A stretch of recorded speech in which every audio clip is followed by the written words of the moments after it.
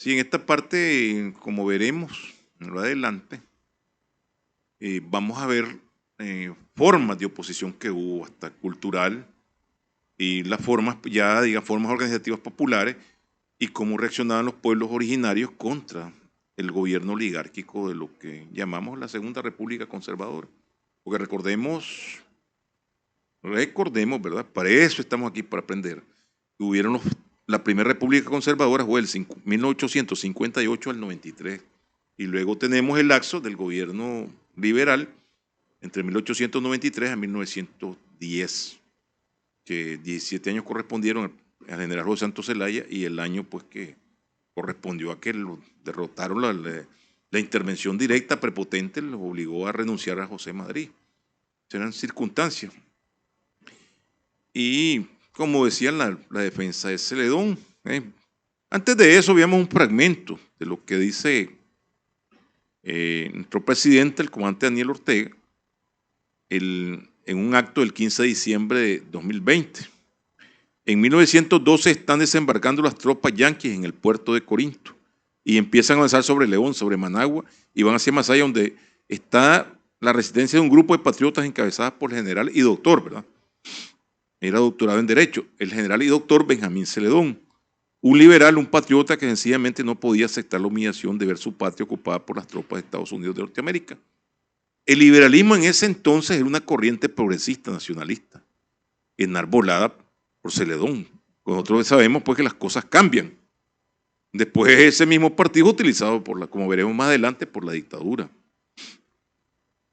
Otra cita que es interesante de destacar, que dice así: tenemos la certeza que nos deja nuestra historia formidable, tenemos la certeza que nos deja todo lo que hemos vivido, todo lo que hemos protagonizado y protagonizamos, porque queremos patria libre de morir, porque queremos vivir sin sometimientos, porque no somos esclavos. Esa es la historia. Este es planteamiento la compañera Rosario Murillo del 19 de julio de 2022, haciendo alusión a esa parte pues, de la historia. Visto los objetivos que nos planteaba el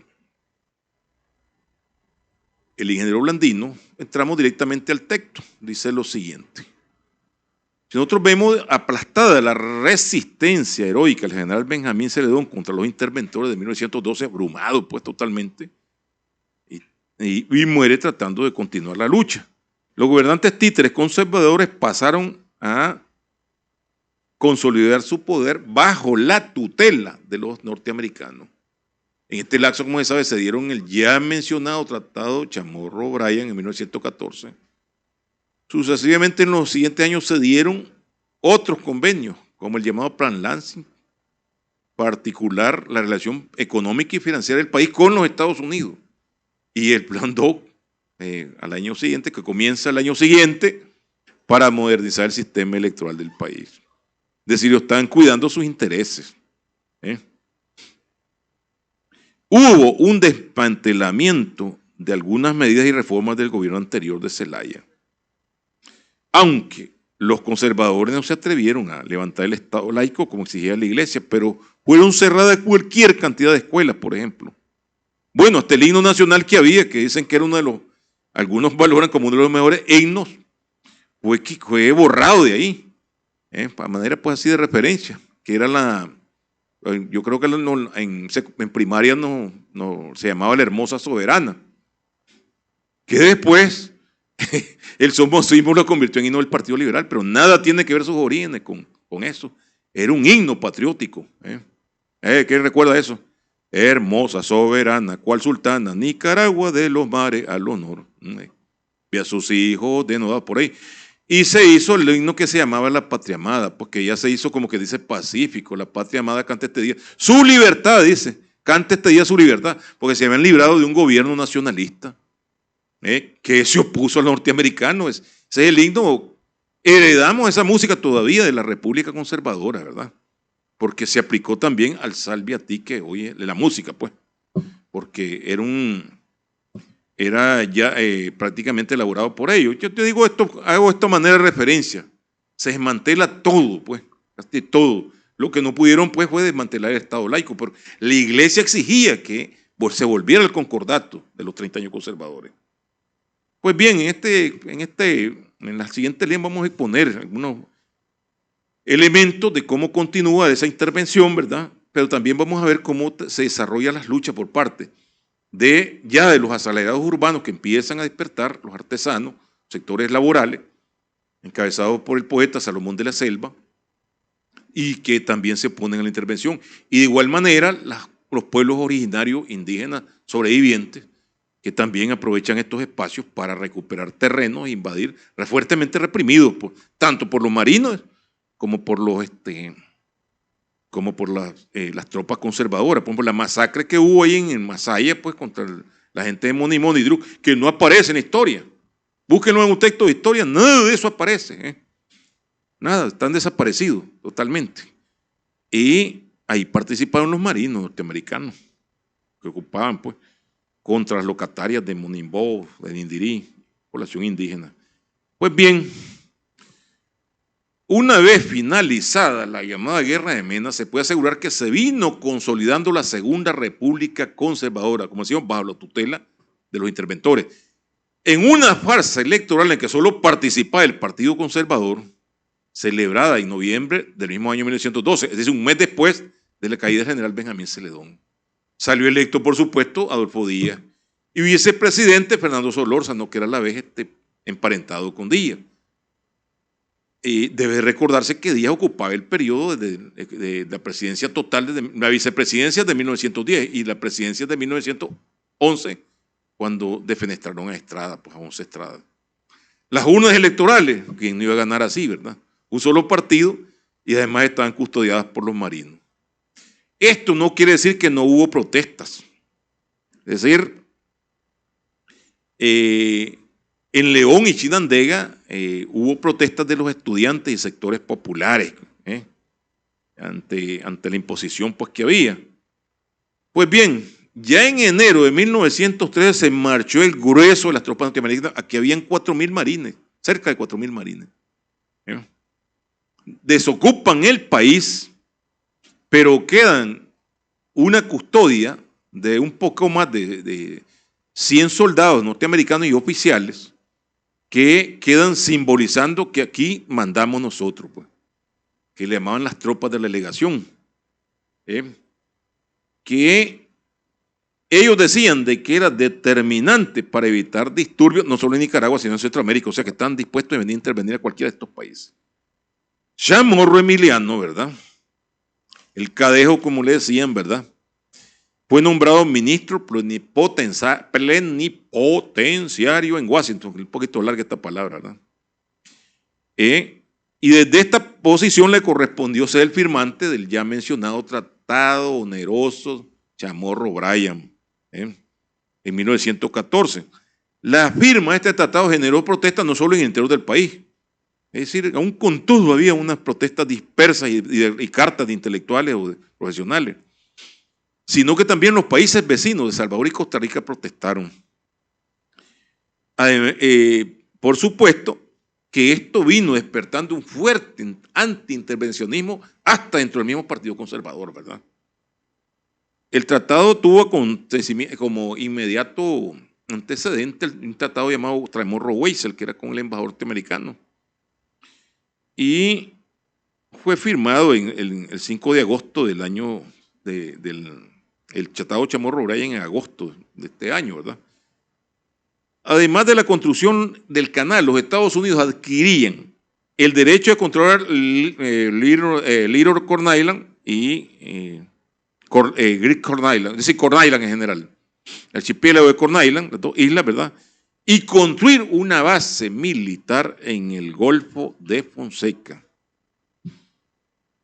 Pues bien, gobierna Díaz, una convocatoria a elecciones, se presenta como candidato Emiliano Chamorro, también sin rival, ¿verdad? Porque los liberales tratando de presentar como candidato a Julián Díaz. Usted nos va a recordar esto.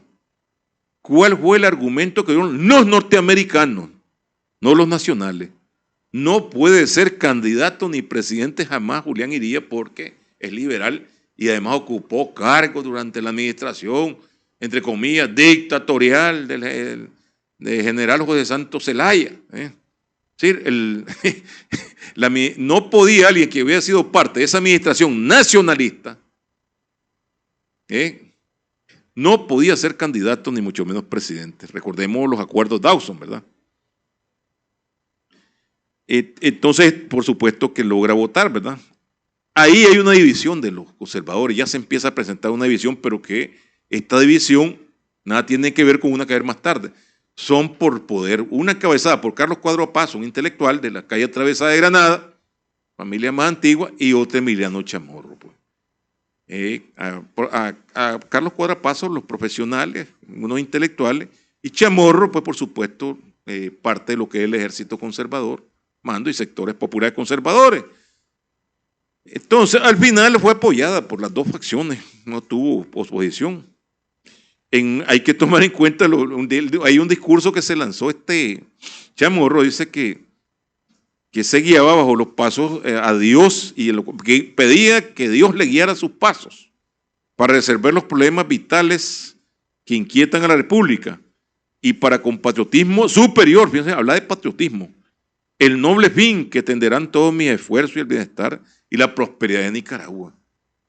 Hay que ver la situación difícil en que empezó a enfrentar Nicaragua en la posguerra, ¿verdad? En la posrevolución de Zelaya. Y se tuvieron que cerrar escuelas, un poco de problema.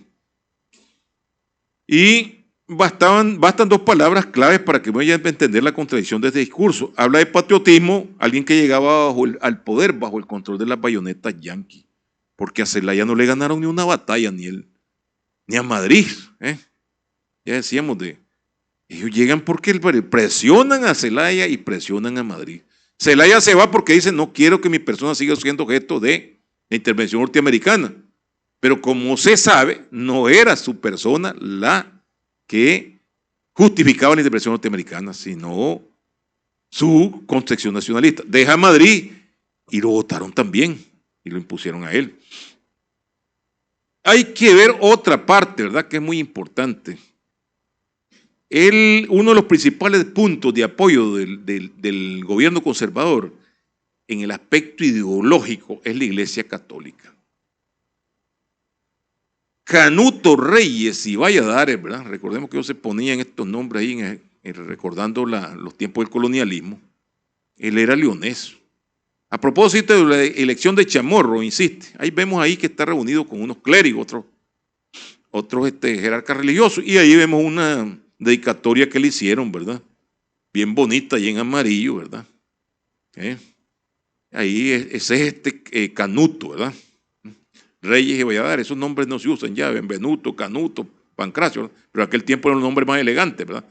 Pues bien,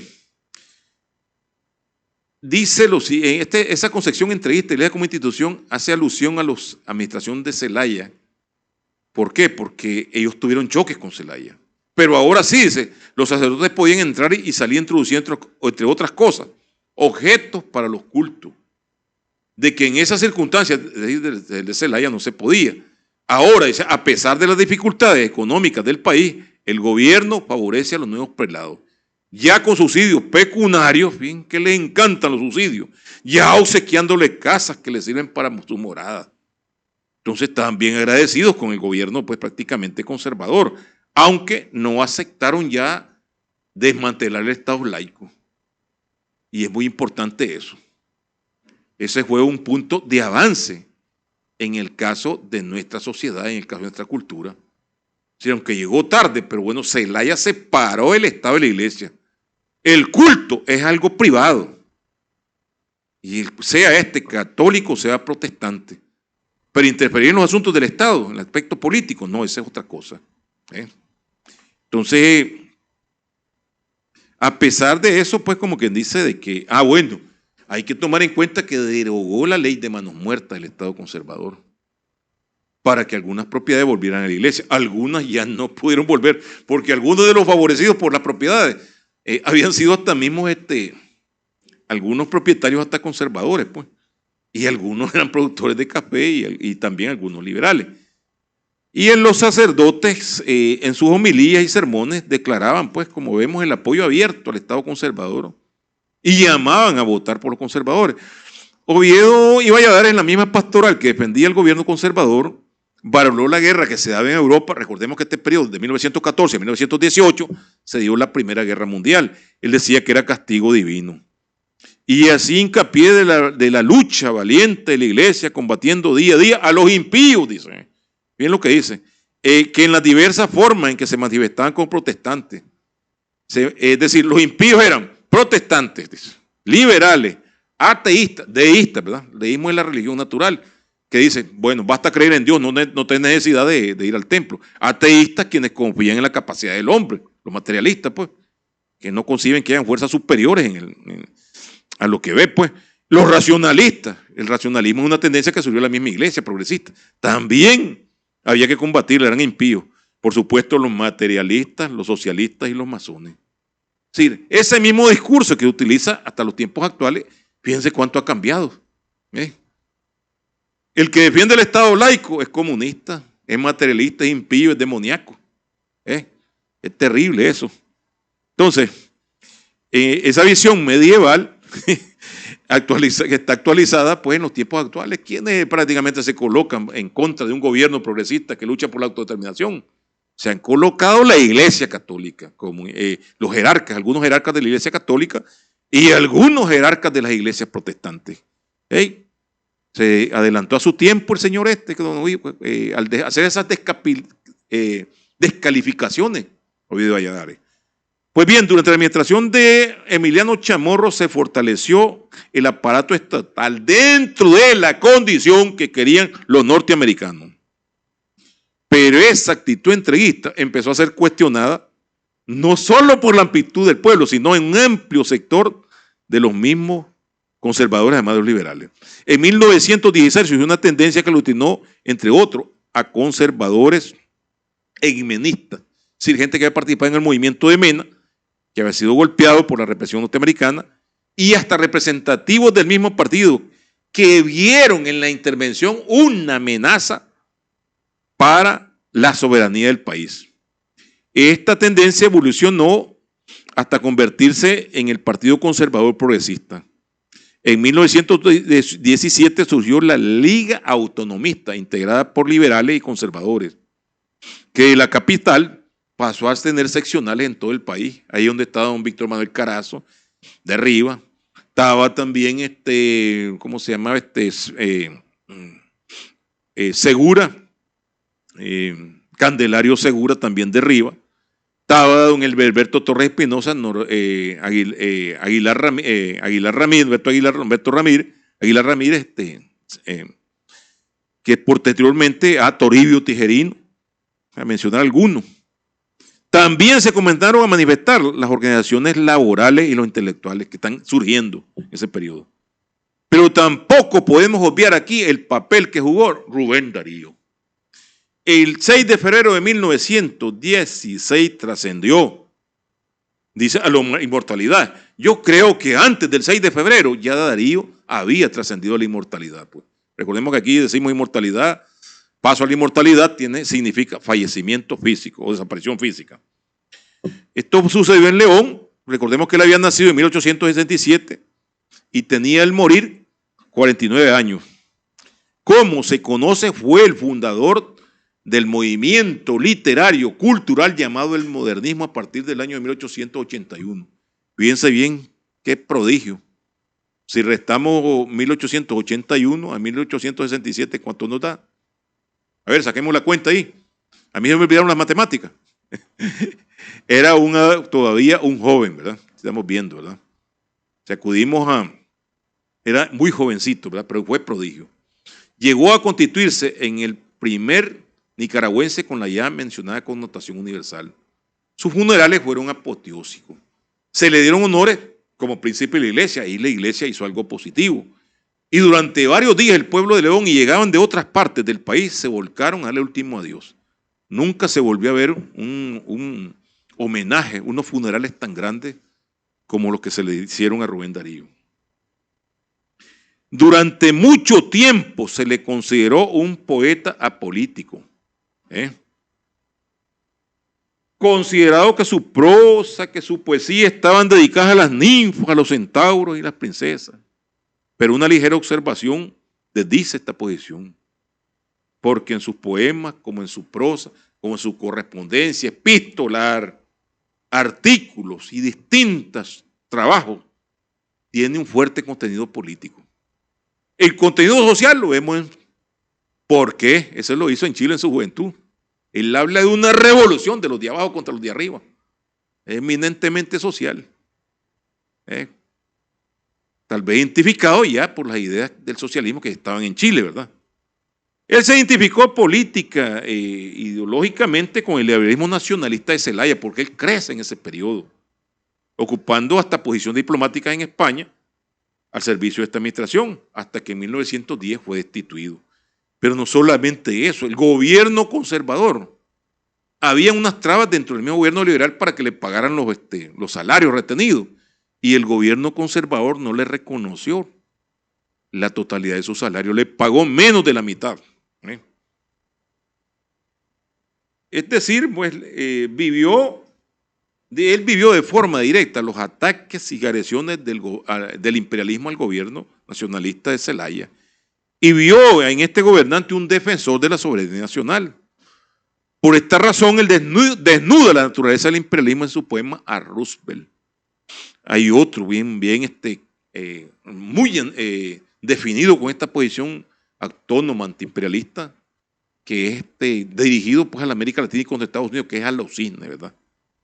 Ahí en esta parte en 1904, él escribe, se adelanta a su tiempo cuando dice en ese poema a Roosevelt: eres los Estados Unidos, eres el futuro invasor de la América ingenua, que tiene sangre indígena, que aún reza a Jesucristo y aún habla en español.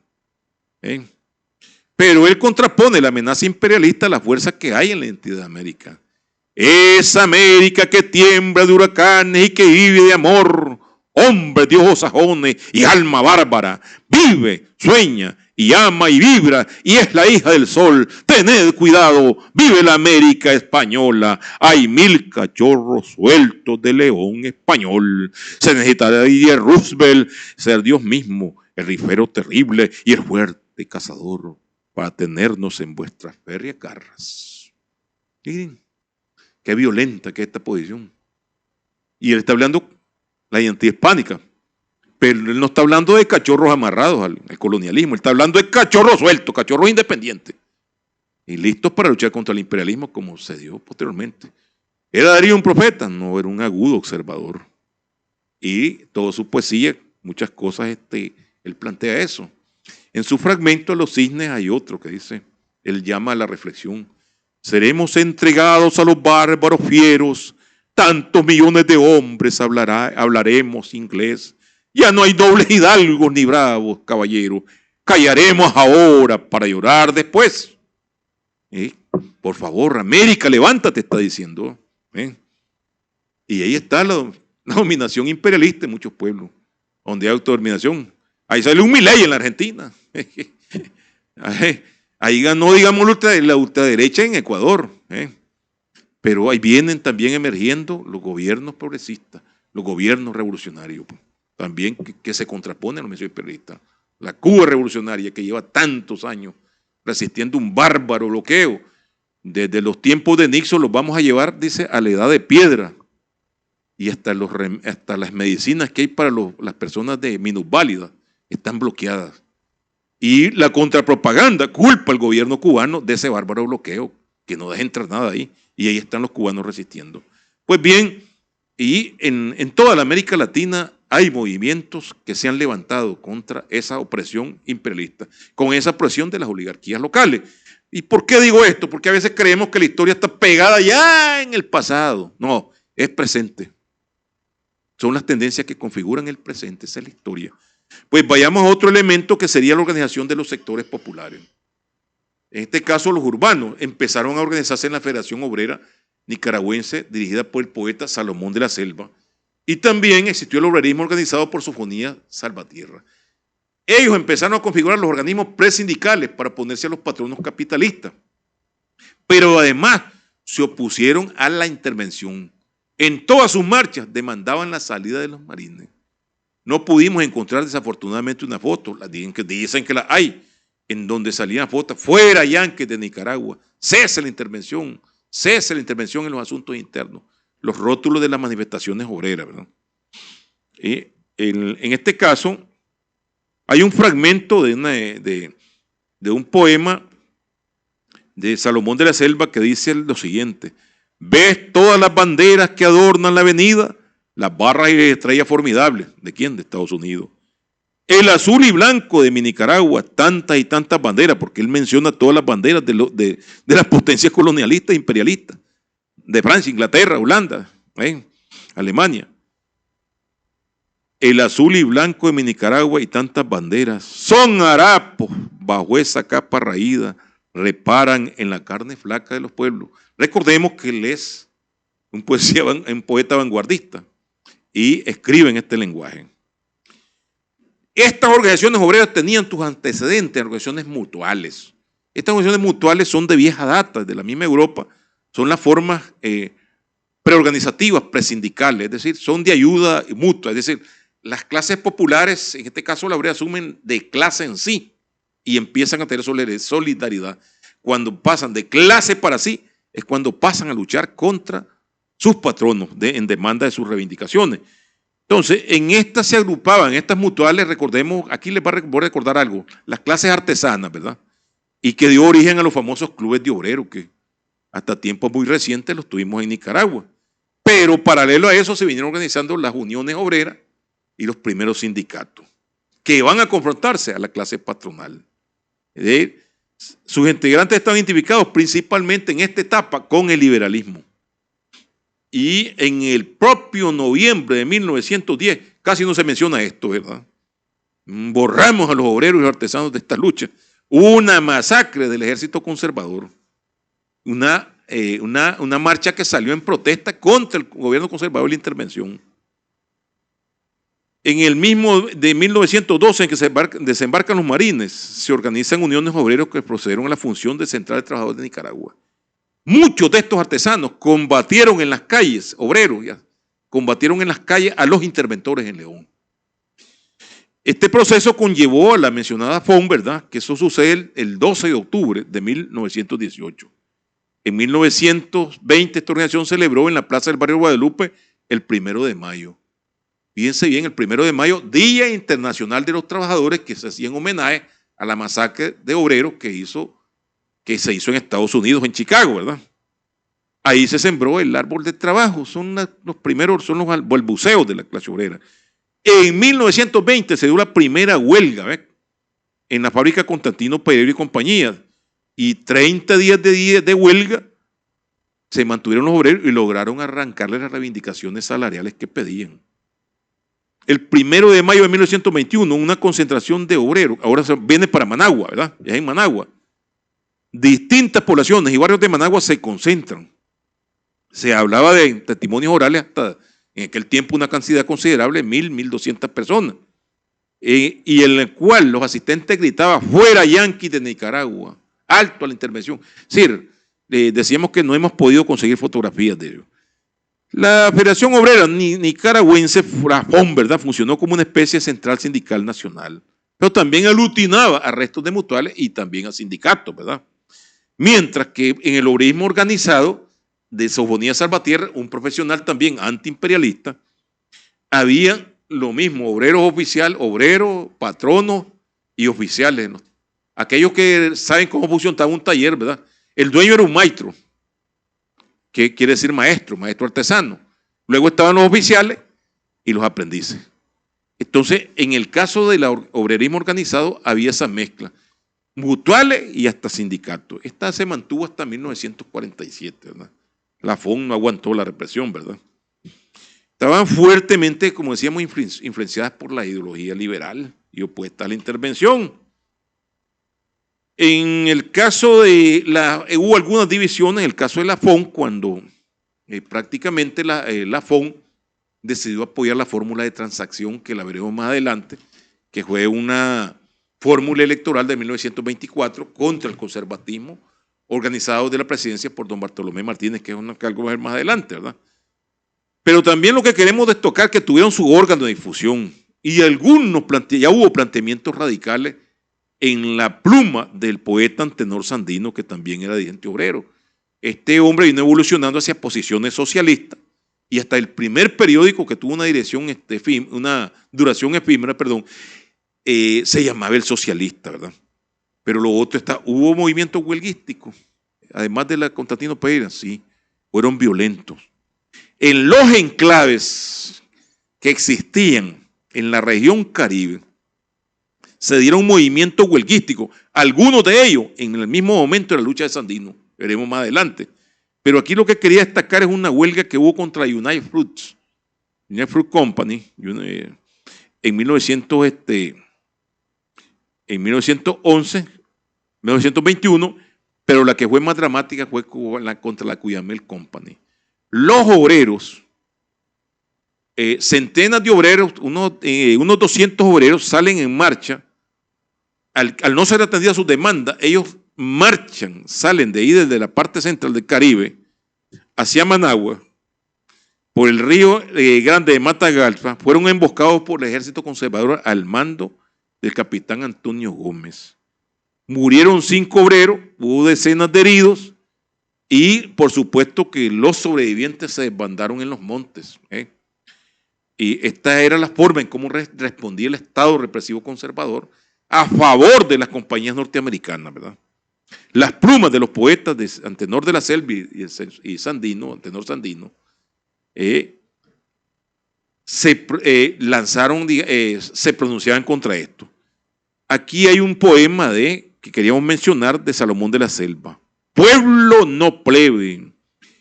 La independencia fue para que hubiese pueblo y no mugrosa puebla. Fue plebe, hombres no borregos de desfile, para que hubiese ciudadano, para que júbilo goce la infancia, en decencia de hogares y miseria, para que abunden los jardines de recreo infantil y los juguetes, y mejores que las flores, y más bulliciosos que los pájaros, más dulces que las frutas, crezcan los niños y maduren en salud y alegría, que el Estado ampare y el buen gobernante garantice, porque la patria ante todo es madre, es decir, pueblo no plebe, como la concebían.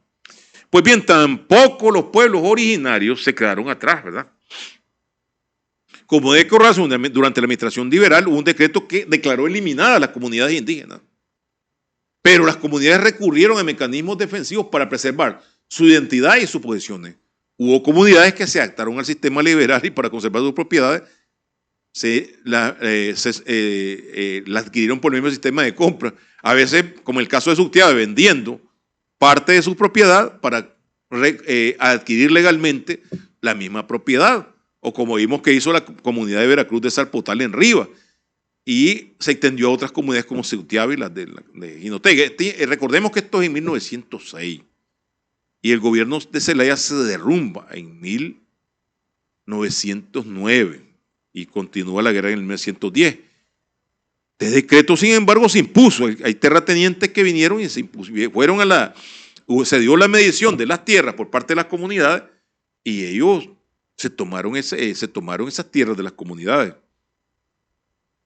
Pero hubo formas de resistencia todo el tiempo, porque recordemos que existía el trabajo forzado.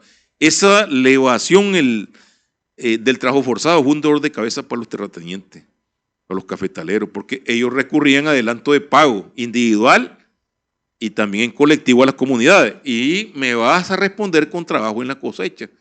Pero había algunos opereros indígenas le agarraban la plata, se le perdían y aparecían trabajando en otra finca. Entonces ahí están si nosotros revisamos los papeles, ahí están las demandas que le hacen y anda la policía tratando de cazar a los evasores del trabajo forzado durante el periodo del corte. Los terratenientes, con el apoyo de actividades estatales, sobre todo a partir del decreto de 1906, declaraban disueltas las comunidades, se establecieron en esos fundos y entregaban prácticamente, ¿qué hacían con las familias indígenas? Les entregaban un periodo de lote de su misma tierra a cambio de que trabajar en el periodo de corte, es decir, una especie de colonato. Es decir, la misma tierra arrebatada, ahí lo ubicaban a ellos y aquí me vas a trabajar, no hay problema.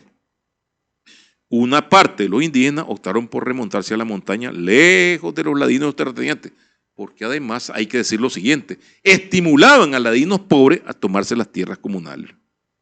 Otros se aferraron a la defensa legal de sus tierras, resistiendo todo tipo de amenazas, como el caso de Viviano Díaz. Viviano Díaz demandó en un juicio al terrateniente de origen italiano de apellido Vita. El juicio, quiero destacar esto, lo continuó la descendencia de Viviano en Yucul, en Matagalpa. Es decir, este reclamo lo extendieron hasta los años 60.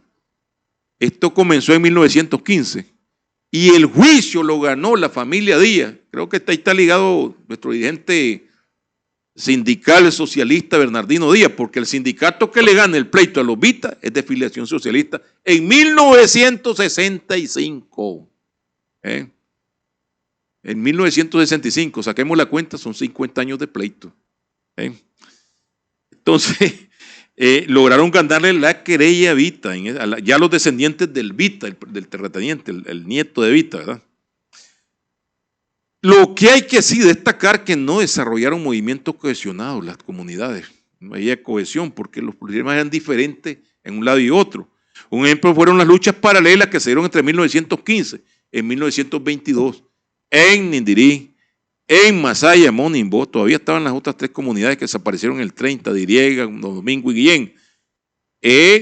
Las mujeres indígenas apoyadas por el pueblo de Masaya, ¿verdad? Recordemos que el pueblo de Masaya tiene un fuerte ingrediente fenotípico, o llamémosle racial, amerindio, y se fueron en solidaridad con el pueblo de Monimbó, porque se les negaba, se les cercó la introducción de sus canastos, una forma tradicional donde ellas se defendían vendiendo en la estación del ferrocarril. En Nindirí hubo protestas por la ocupación de tierras. Entonces, en ambos casos hubo manifestaciones. Las autoridades conservadoras, fíjense bien que la protesta en el caso del ferrocarril era contra los marines norteamericanos y el ejército conservador disparó contra la población, en la que salió de Nindirí y en la que salió de Masaya. Muertos y heridos hubo, es decir, son luchas que hay que rescatar porque han sido olvidadas. Mientras las comunidades de Jinotega, Matagalpa y Sutiaba por su parte aprovecharon el decreto de 1917, porque permítanme que les cuente algo. Tanto Emiliano Chamorro por algunos caudillos conservadores, como saben que fueron golpeadas por Zelaya, ellos declararon en 1917 sin efectos la abolición de las comunidades que se había dado en 1906. Entonces los comuneros corrieron a recuperar sus tierras. ¿Sí? Esto se dio una situación paralela. Hubo casos en que las tropas del gobierno conservador apoyaron a los terratenientes. Hubo momentos en que no. Por ejemplo, Matagalpa logró recuperar gran cantidad de sus tierras, apoyadas, como veremos, por don Bartolomé Martínez, que, bueno, posteriormente es presidente, pero don Bartolomé, por el lado materno, tenía raíces indígenas de la comarca de Lilipulo, y él mismo intercedió para que se le devolvieran miles de manzanas a la comunidad indígena de Matagalpa que están usurpadas, ¿verdad? Por otro lado, comenzaron la ocupación de tierras contra propietarios liberales que se habían establecido en tierras comunales, pero el problema fue que invaden las tierras de propiedades de conservadores que también han usurpado. Entonces el Estado conservador reacciona reprimiendo algunas de estas manifestaciones.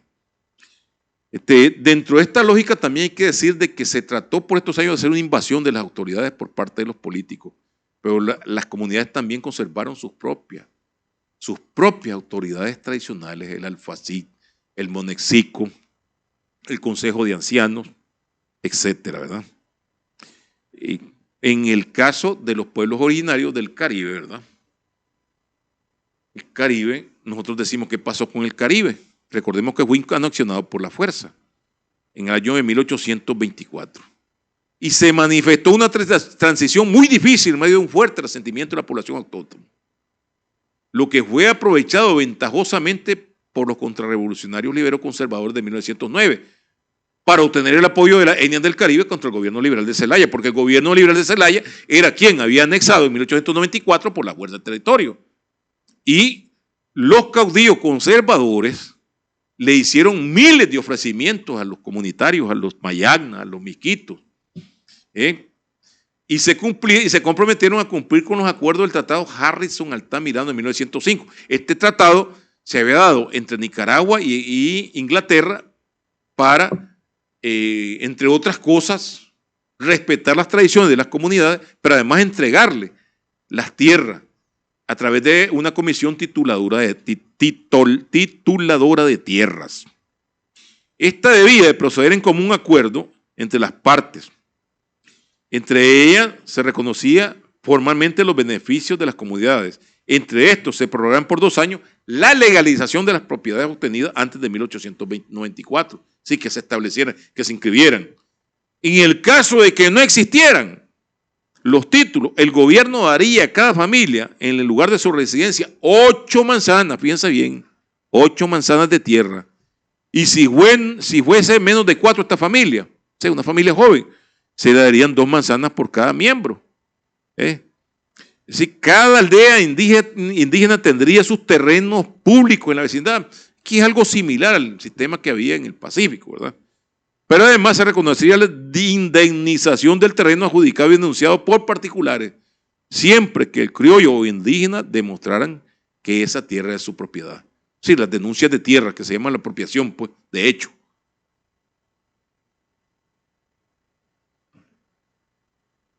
La documentación en 1915, hay que ver como antecedente, durante la administración de Adolfo Díaz, se procedió a darle cumplimiento a estos acuerdos. La comisión estaría integrada por funcionarios del gobierno, autoridades locales de las comunidades y el cónsul inglés.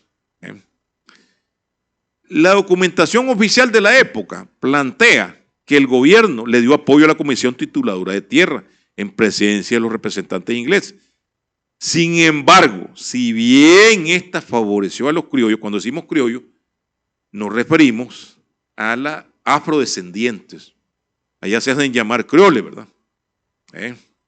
Recordemos por aquello del racismo, a veces no les gusta hay quienes no les gusta que le digan negro, aunque prácticamente descienden del África, donde proviene pues la raza negra africana que le llaman.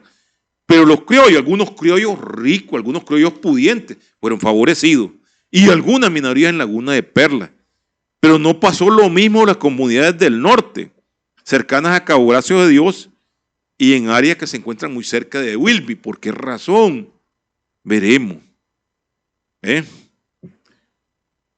Ahí estaban, les adelanto algo, ahí operaban gran cantidad de compañías madereras, mineras, caucheras y hasta bananeras. No se recesionaron las denuncias de indígenas para no perjudicar a las compañías, porque algunas tierras que denunciaban no habían sido denunciadas o pertenecían a la comunidad, estaban en manos de las compañías, pero además de propietarios privados que habían llegado del Pacífico. Y estos propietarios privados no eran pobres, había familiares de Chamorro, de Díaz, que llegaron prácticamente a la costa era abundante en recursos.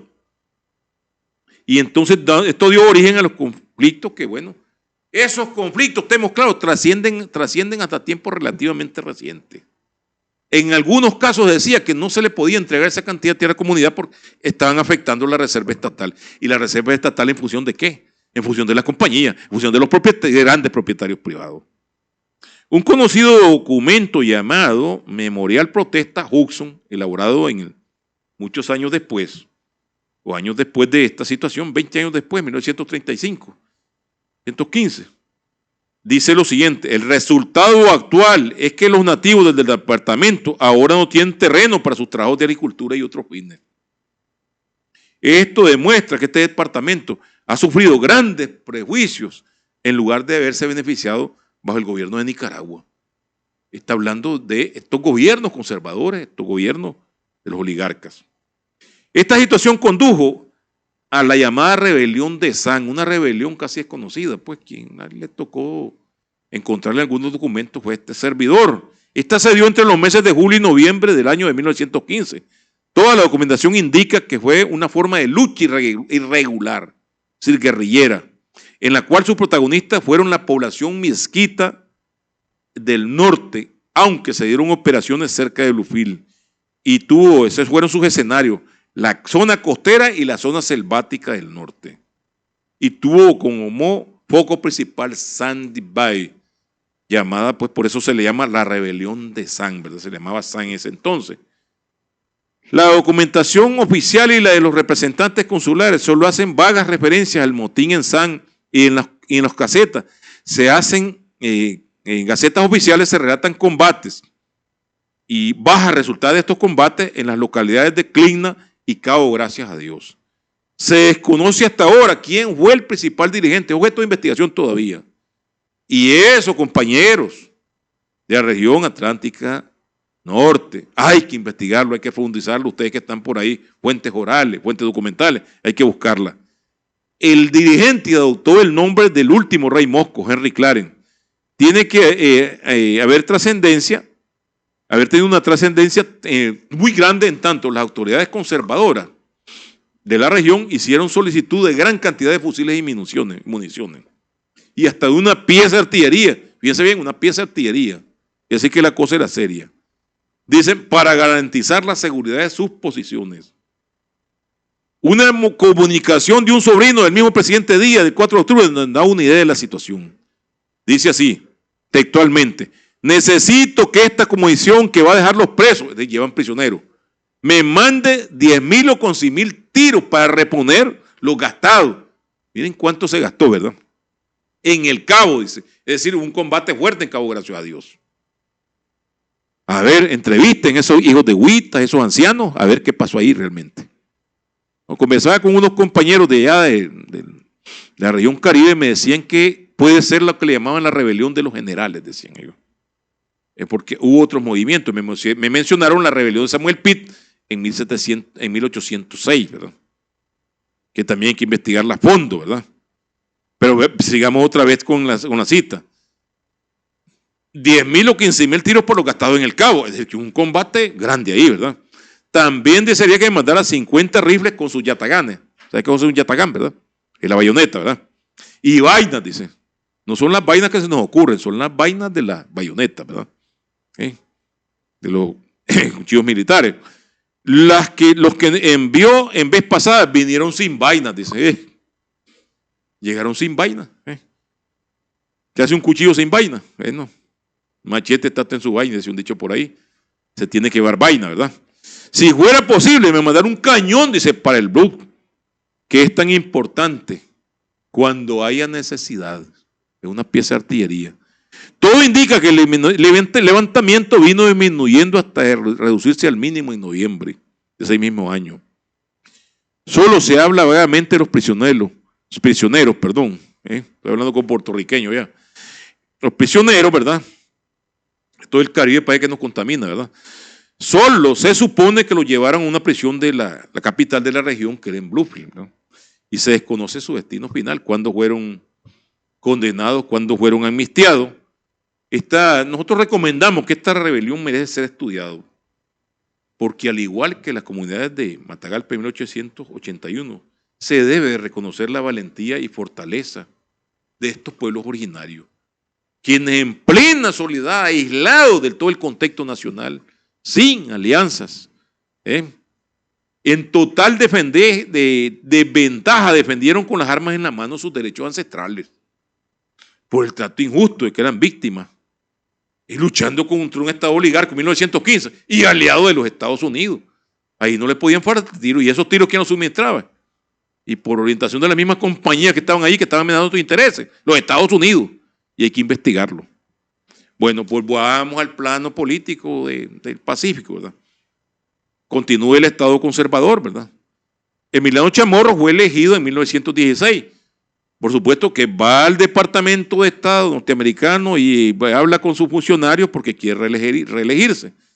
Pero como él mismo había firmado los acuerdos Dawson que impedían la reelección sucesiva, él prácticamente, además de ser rechazado, opta por llevar como candidato a su tío, otro Chamorro, ¿verdad? Diego Manuel Chamorro. Hay que destacar también que por iniciativa del mismo Emiliano se permitió que con las elecciones para diputados, ya en la mitad de su periodo, que es en 1918, convenció a los norteamericanos, les pidió de favor que permitiera que los liberales participaran en las elecciones a diputados, porque no participaran en las presidenciales. Liberales, pero con el requisito que no fueran como candidatos los que estuvieron funcionarios en tiempo de Zelaya. Pero además logró que participaran en elecciones en 1920, ¿verdad? A pesar de que la famosa Ley Dawes, que era para modernizar y hacer transparentes los procesos electorales, las elecciones de ese año se desarrollaron en medio de irregularidades. Pues.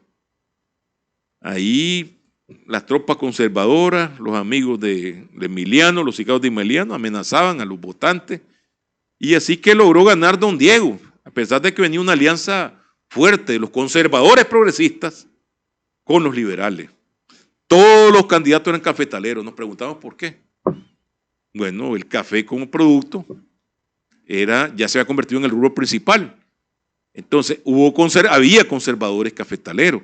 Y hay que destacar que en estos años, después de la Primera Guerra Mundial, cuando quedaron los mares libres pues, de submarinos alemanes y todo eso, la comunicación, hubo demanda del café principalmente y hubo buenos precios. Entonces, ellos llevaron, como por ejemplo, a don Diego Manuel Chamorro como candidato conservador y llevaron a un cafetalero del norte conservador, que era don Bartolomé Martínez. Entonces, decíamos que estos resultados electorales dieron una alerta a los conservadores y a los norteamericanos, porque a partir de 1921 se dieron acciones armadas de los liberales y en la parte norte y en la parte sur, es decir, por las fronteras de Honduras y de Costa Rica, la parte norte central, Chinandega. A esto le llamaban los merodeadores, también en la parte sur de la frontera de Costa Rica. Y el extremo que un grupo de conservadores de la línea progresista se tomaron durante varias horas la loma de Tizcapa. Eran obligados a desalojarlo porque vinieron los marinos, dice un momento. La delegación de marinos que estaba ahí, si no desocupan eso, traemos a los marinos, traemos más tropas y los sacamos. Entonces tuvieron que irse. Los partidarios liberales de la rama liberal realizaron ataques contra las plazas, contra los cuarteles militares de León y Chinandega. Como llegaron de Honduras, el gobierno de don Diego impuso la ley marcial, pero además, bajo el patrocinio norteamericano, les dio ayuda, que hay que arreglar esto, porque por donde quiera viene en movimiento. Dialogaron con el gobierno hondureño, porque decían que el gobierno hondureño apoyaba a los rebeldes, en un buque norteamericano llamado el Tacoma. ¿Por qué menciono esto? Porque esto dio origen a una convocatoria en Washington de los delegados norteamericanos para hacer un tratado de paz y amistad en Centroamérica, en Washington. ¿Y saben quién llegó delegado? Emiliano Chamorro, como ministro plenipotenciario de Nicaragua. ¿Qué se trataba? De que no se reconociera ningún gobierno que viniera, entre otras cosas, pues, tratado de paz y amistad, que proviniera de un movimiento armado, ¿verdad? En el fondo hay que sí decir algo, que todas esas pasiones armadas revelaban el profundo rechazo que venía sintiendo el pueblo en general por las políticas entreguistas de los gobiernos conservadores y por supuesto de la intervención norteamericana. Ya desde entonces los norteamericanos, preocupados por eso, ya no eran bien vistos, proponían al gobierno títere la creación de una guardia profesional, lo que sería después la contabularia o llamemos la Guardia Nacional, para ellos desocupar militarmente el país. Esto partía que fuera un ejército político, porque cada partido tenía ejército. Yo recuerdo en las Fuentes Orales, cuando se dio la rebelión de 1912 en Cuba, desde antes del alzamiento ya tenían este rango militar desde antes, pues. Entonces los fulanos eran rasos, fulano es tal teniente, el otro, los peones eran los soldados rasos, etcétera. Eso estaba ya hecho. Entonces se trataba, por los norteamericanos consideraban de que había que hacer un ejército apolítico, entre comillas, ¿verdad? Y defensor de los intereses de la oligarquía y de los interventores. En octubre de 1923 se produjo el fallecimiento de Diego Manuel Chamorro y asumió la presidencia su vicepresidente de Bartolomé Martínez. Don Bartolomé dicen que se dio cuenta de esto a través del telégrafo, ¿verdad? Estaba en su finca. Don Bartolomé, a diferencia de él, no era de la calle atravesada. Y esto es lo que prácticamente produce una profunda división en el concilio tradicional, porque no respondían de los intereses de la calle atravesada, es decir, del conservatismo tradicional, el conservatismo cachureco del Cacho, ni a los intereses de Estados Unidos. Esto prácticamente deja abierta una puerta muy amplia a una situación política muy compleja que nos va a conducir más adelante a una situación insospechada, ¿verdad? Por tanto, nosotros concluiríamos aquí esta parte, es que en este lapso de la historia del país se dieron las siguientes características.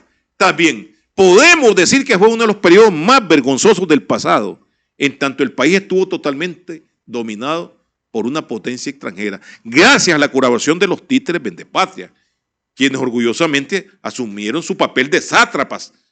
Cuando decimos sátrapas nos referimos al imperio, pero tenían sus provincias, ponían sátrapas, es decir, gobernantes del mismo pueblo, y eso eran los conservadores. Pero también fueron los años de tratados onerosos, como la imposición de los pactos Dawson y el tratado canalero conocido, el Chamorro Bryan. Pero fue el año en que el pueblo empezó a tomar conciencia de la condición sumisa de los dirigentes de los partidos tradicionales y empezó a meditar en la necesidad de librarse de la dominación, tanto de los oligarcas como de la dominación imperialista.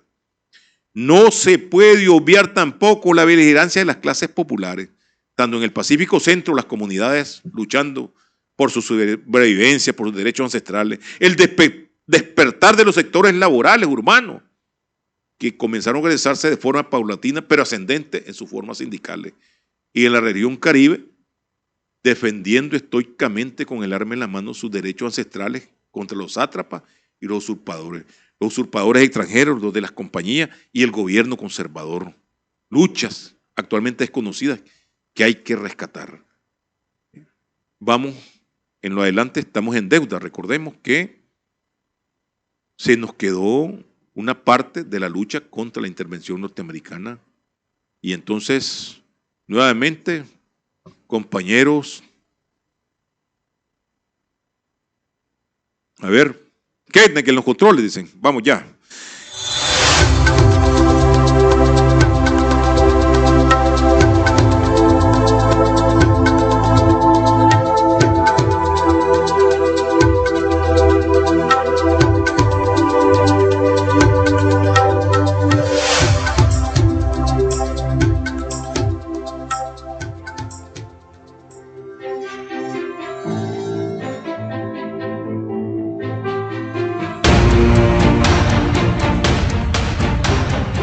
Herencia cultural. Hoy veremos la resistencia heroica del general Benjamín Celedón. Recordemos que en el programa anterior vimos algunos aspectos relacionados con la intervención norteamericana en el país iniciada en los años de 1909 y 1910. La misma, como se conoce, tuvo dimensiones de carácter político y militar. Este lapso de la historia que se prolongó desde 1910 hasta 1928 fueron por añadidura los años de los gobiernos títeres que entregaron los recursos e ingresos a manos de los banqueros norteamericanos, y la república a su vez pasó a ser controlada directamente por el Departamento de Estado de los Estados Unidos. Y ahí nos preguntábamos que si era posible que en medio de esta ignominia no hubiera una respuesta del pueblo o de las fuerzas vivas de la nación. Pues bien, en el año de 1912, un patriota nicaragüense llamado Benjamín Celedón levantó el pendón de la dignidad nacional al levantarse contra el gobierno títere de Adolfo Díaz y después luchar contra las mismas tropas interventoras yanquis que llegaron. Él sacrificó su vida en defensa del decoro nacional. Bien, vayamos al inicio de los hechos, o mejor dicho, los factores que permitieron el desencadenamiento de esta rebelión antiintervencionista. O mejor dicho, veamos en concreto ¿Qué elementos permitieron llegar hasta allí? Desde el mismo año de 1910 en que se produjo el ascenso de Juan José Estrada a la presidencia, afloraron diferencias entre los participantes en ese movimiento que hubo contra Zelaya. En un primer momento se dieron contradicciones entre los liberales que rodeaban a Estrada y los conservadores que estaban también representados en el gabinete. Pues bien, esta primera parte se resolvió en abril de 1911, cuando en medio de una crisis Estrada fue totalmente desplazado, quedando con presidente Díaz, como presidente profesional. Pues bien, resuelta esta situación, surge otra diferencia. Vamos con dos, ¿verdad?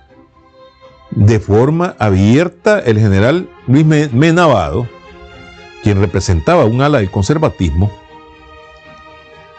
entró en contradicciones con los conservadores de la calle atravesada de Granada, liderados por el mismo Adolfo Díaz, Emiliano Chamorro y el intelectual Carlos Cuadrapazo, porque Mena, de origen nandaimeño, siendo la figura más destacada en la lucha contra Zelaya y ocupando en el momento de la salida de Madrid el cargo de jefe, general en jefe de los ejércitos conservadores, aunque era casado con una hija del general granadino Eduardo Montiel, era rechazado por el clan granadino. ¿Por qué? Por su condición de mestizo. Le llamaban indistintamente el negro, el indio semisalvaje, Nandaime. Pues bien, pero Mena, desde su posición como ministro de guerra y en el gabinete, además de controlar el ejército, tenía bastante influencia en las bases conservadoras. Por ejemplo, controlaba la Asamblea Nacional y por medio de una celebración de una Asamblea Constituyente, había sido elegido para suceder como presidente a Díaz. El trío Chamorro Cuadrapazo, con toda esa calle atravesada, cerraron filas para impedir la llegada de Mena a la presidencia. En tanto, consideraban que no representaba sus intereses. Ellos movieron su influencia o tentáculos para tratar de anularlo. Todo esto fue entre el año de 1911 y 1912. Pero también los funcionarios norteamericanos y los enviados del Departamento de Estado, como Pilar de Lesnoc, de la nota NOC, declararon abiertamente su apoyo a la continuación de Díaz en la presidencia. No confiaban en Mena y lo presionaban para que dejara sus aspiraciones presidenciales y apoyara a Díaz. Mena, por supuesto, no les hizo caso, resultó incontrolable y las tensiones estuvieron en su punto álgido cuando en julio de 1912 Díaz nombró ministro de guerra a Emiliano Chamorro, destituyendo a Mena, pero además ordenó encarcelarlo. Este fue el 29 de julio de 1912. Mena, que ya prevía esta situación, había trasladado la mayor parte del arsenal del Estado hacia el convento de San Francisco en Granada y a su vez concretó una alianza con el Partido Liberal. ¿Para qué? Para rebelarse contra el gobierno de Adolfo Díaz. El Partido Liberal estaba encabezado por el general Benjamín Celedón y de ahí surgen los acuerdos del llamado Ejército Aliado. Los soldados y oficiales debían llevar dos divisas, una verde y otra roja. Del mismo tamaño tienen que ser las dos, lo que simbolizaba la unidad libero-conservadora contra el gobierno entreguista de Díaz. Los liberales, fuertemente influidos por el liberalismo nacionalista de Zelaya, vieron en la rebelión de Mena la oportunidad para volver al poder. Y como quedó claro en la proclama del general Celedón en fecha 10 de agosto, se dejaba explícito que en el nuevo gobierno que surgiera producto de esta revolución se deberían devolver los ferrocarriles, las aduanas y demás bienes usurpados por los banqueros norteamericanos al pueblo de Nicaragua. Y además que debía cesar totalmente la injerencia interna, la injerencia de Estados Unidos en los asuntos internos de Nicaragua. Pues bien, ¿qué pasó con los acontecimientos? ¿Cómo evolucionó el terreno? Todo favoreció a los rebeldes en los primeros momentos. agosto y parte de septiembre. Mena se concentró en Granada, pues bien fuertemente armado. Celedón ya armado, ocupa Masaya. Y en pocos días se estallaron rebeliones en distintas partes. Es decir, en un levantamiento generalizado. En León, en Chinandega, Jinotepe y Ribe, los rebeldes, menistas y liberales que acompañaban a Celedón se tomaron estas poblaciones. Hay generales menistas que ocuparon el blog, un general menista llamado Apellido Zuribe, y Crisanto Zapata, que era menista, ocupó la entrada del río San Juan. Puntos clave. En el norte se preparaban insurrecciones coligadas con los liberales de Occidente, con los leoneses principalmente. El gobierno solo controlaba Managua. Fíjense bien este detalle. Hay un momento que controlaba solo Managua. Se consideraba que la derrota de Díaz y compañía era, como dicen, cuestión de días. Cuestión de días la caída de Díaz. Pues bien, ¿cómo encabezaron los acontecimientos? Vamos a ver cómo cambian las cosas. Celedón, tras derrotar un contingente díazista en Tipitapa, puso sitio a Managua, el centro político principal. Y ahí se ubicó pues en las líneas, ocupando las alturas de Quintanina, Chicopelón y Ticapa, las lomas de ese entonces. Y todo estaba a su favor, pero sucede que el flanco oriental, que estaba encabezado por los generales conservadores menistas Andrés Murillo y Dionisio Thomas, fueron atacados repentinamente en el borde oriental por tropas chamorristas. Y las fuerzas chamorristas, una vez anulado a este grupo, que era el principal contingente de las fuerzas de General Mena, esto permitió que las tropas conservadoras se concentraran contra las fuerzas de Celedón, que estaba en el flanco occidental, suroccidental. Celedón, acosado, tuvo que reconcentrar en Masaya sus fuerzas, ¿verdad? Pero no en los primeros días de la rebelión. Aún así, con esa situación, los problemas de Díaz eran serios. No había recuperado ni una plaza. Pero solicitó oficialmente la intervención de los marinos yanquis y estos nos hicieron esperar. Vinieron, dicen ellos, proteger vida e intereses norteamericanos. Entonces, primero enviaron una avancedilla a Díaz, una fuerza pequeña, con relación a la cantidad que traían, ¿verdad? Para preservar a Díaz en Managua. Se dice que este grupo de marines ya combatió contra Celedón utilizando armas de tecnología en punta, ¿no? Las ametralladoras y todo eso, artillería. Pero en los días subsiguientes, siguiendo el 4 de agosto, desembarcaron más de 3.000 soldados y oficiales norteamericanos. 8 buques norteamericanos se apostaron en las costas. Esta fue una circunstancia que inclinó la balanza a favor de los interventores y sobre todo sus títeres. Decíamos que era cuestión de días, pero esto vino a darle oxígeno. Y un ejército enorme para su tiempo. La guerra civil pasó a ser entonces una guerra de liberación. Los marines vinieron, después de intensos combates, vinieron ocupando las plazas de León y Chinandega, llegando hasta Managua. Pero pasaron hasta Granada. ¿Para qué? Para hacer prisionero a Mena, que estaba enfermo, y le quitan todo el armamento. Esta situación se le tornó difícil para los rebeldes encabezados, que ya quedaron encabezados por Celedón, que se encontraba concentrado en Masaya. Entonces fue atacada Masaya por 2 puntos. Es decir, los conservadores lo van a recuperar, vienen por la parte norte, sur y occidente, y prácticamente es rodeado. Entonces, Celedón se defiende en las alturas de la Barranca y el Coyotepe y coloca su cuartel en la iglesia de la Asunción. Por lo menos estamos hablando de 1.000 marines bien armados, auxiliados por entre 4.000 y 5.000 chamorristas, contra 500 hombres que tenía el general Celedón.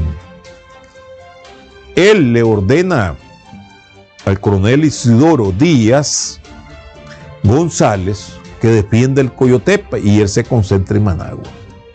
Estamos hablando de una fuerza como casi 10 veces superior. Es decir, Celedón fue quien cargó sobre sus espaldas y la de sus patriotas el peso de defender la soberanía nacional. Le correspondió principalmente a él. El 2 de octubre, una combinación a la rendición que le envió el almirante norteamericano Henry Pendleton, este nombre en inglés, ¿verdad? El almirante norteamericano, uno de los oficiales que vino a intervención, le plantea, bueno, ríndase, no le queda más que hacer. Entonces él le responde: yo haré con nuestra fuerza la resistencia que exige el caso y la dignidad de Nicaragua. Él, como decíamos, encargó la defensa del Coyotepe al coronel Díaz, y él se colocó a dirigir la defensa de Masaya, que fue invadida por distintos puntos con fuerzas superiores en número. El coronel Díaz González cumplió su orden de defender el Coyotepe del último hombre y hasta el último tiro. Ahí se dio el caso donde el jefe norteamericano le dijo que por qué se rendía, que ya no tengo tiro y solo me queda un hombre. Todos habían muerto defendiendo el Coyotepe. Con la caída de esta elevación en manos de los marines, había poco que hacer. Y Celedón le manifestó a sus subordinados que había que burlar el cerco y continuar la lucha en otro escenario. Fue entonces de esta manera que él logra salir del cerco, pero en camino hacia Jinotepe, entre Niquinomo y Mazatepe, se encontró con una patrulla de chamorristas en un sitio llamado El Arroyo. Ahí se dio un fuerte intercambio, le combinaron a rendirse, él disparó y ahí fue donde le fue atravesado pues, por las balas y cayó en ese sitio. Fue trasladado a Catarina, donde se le dio cristiana sepultura, y ahí terminó pues físicamente Celedón. Para concluir, vamos a citar textualmente una arenga que él lanzó a sus soldados el día 10 de agosto antes de un combate. Sin libertad no hay luz, no hay vida. Sin libertad no hay vida. Sin igualdad no hay luz. Sin autonomía nacional impera el caos. No más intervención en nuestros asuntos internos. Las aduanas serán administradas por manos nicaragüenses o centroamericanos. Los ferrocarriles regalados por un gobierno malvado, sí, los conservadores, volverán a nuestro poder, porque cada riel, cada durmiente, cada locomotora representan una energía, una palpitación a un soberano anhelo de nuestros pueblos, a nuestros conciudadanos. Por la igualdad, por la libertad y por la autonomía luchamos.